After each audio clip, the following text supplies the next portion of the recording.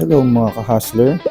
It's been a month since last na nag-vlog tayo and fortunately ngayon wala na tayo sa Pilipinas, hindi dito na tayo sa ibang bansa. So natanggap po tayo as a factory worker na nagtatrabaho dito sa Hungary.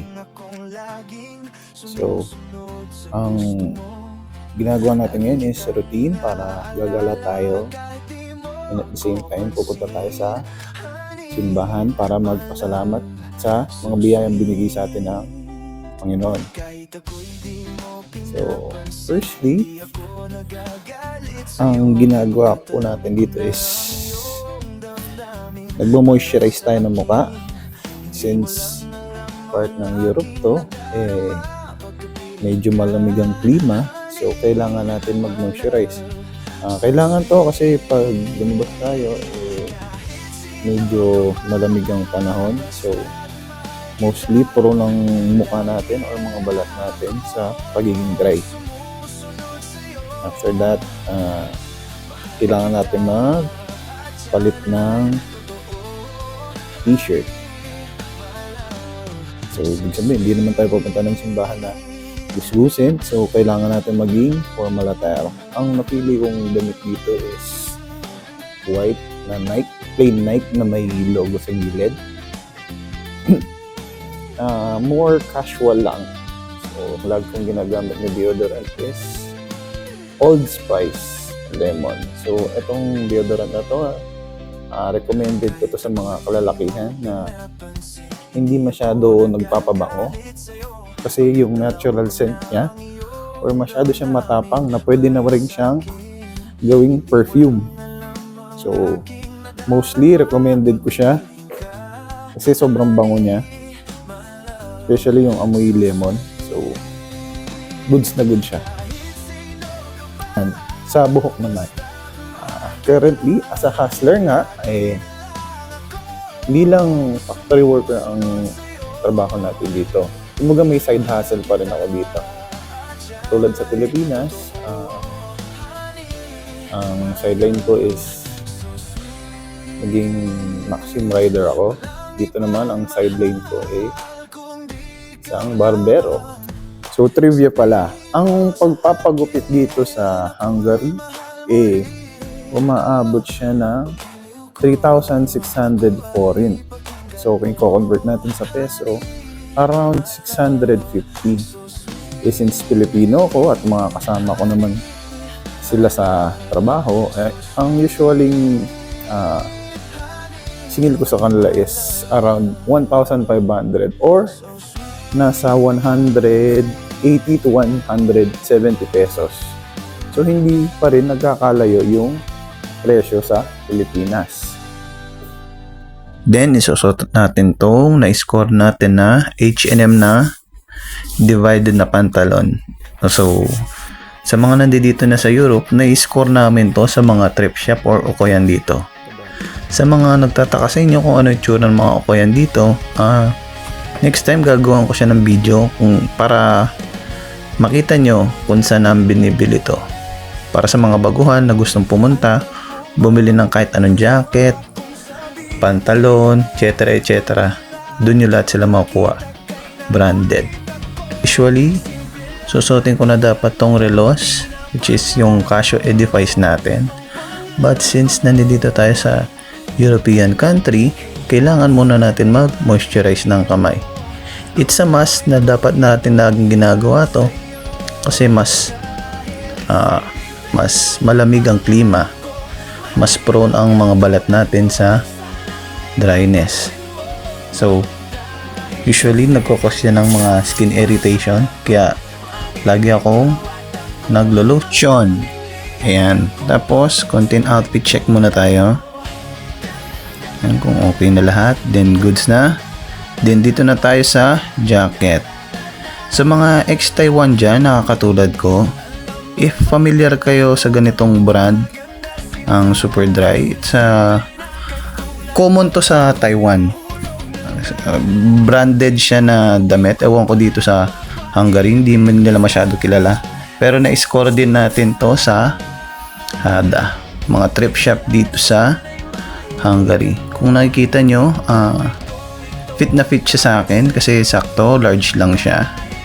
Ang kinagusto ko dito yung bandang neck line niya kasi masyado siyang comfy, tsaka in case na magkaroon ng snow or sobrang lamig na talaga sa labas, okay pa rin yung natin, yung temperature kasi aside from jacket, windbreaker na rin siya.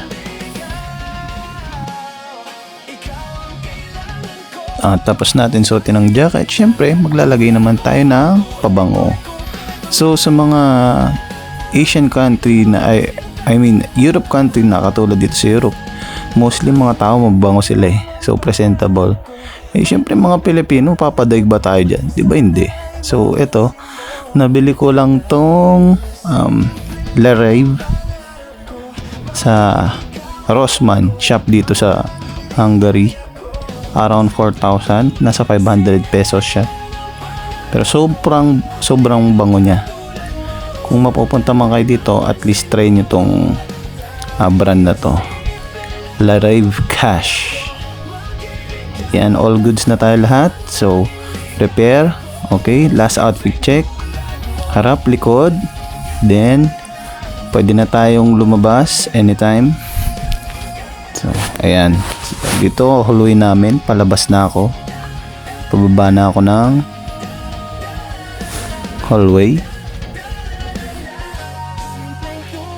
By the way, naka-check-in pala kami sa hotel dito sa Hungary. Yun yung kinuha ng company namin sa mga katulad namin na foreign workers.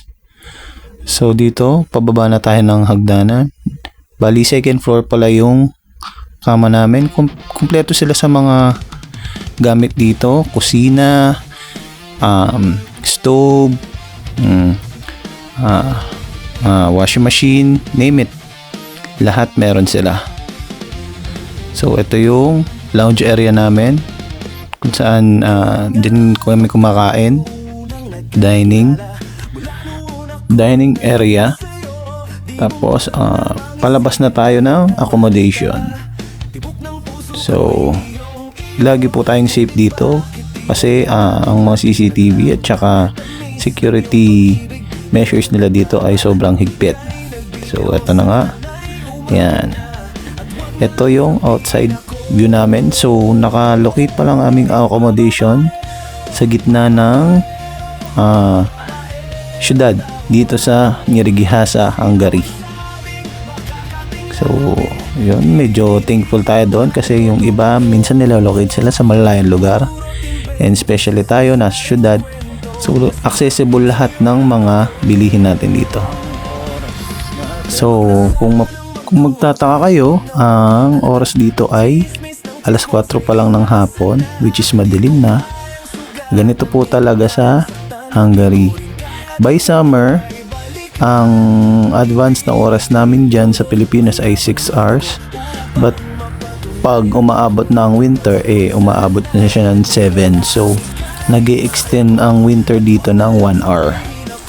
So ito pala yung namin, ang papunta sa sentro mismo. Ang layo siguro mga nasa 300 meters or 500 meters lang. Walking distance lang lahat dito sa amin.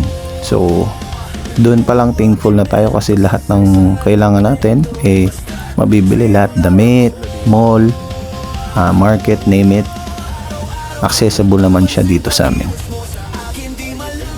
So sa mga nagtatanong, Gabriel Kimi nga pala ang aming company dito. Nag-start ako mag-work dito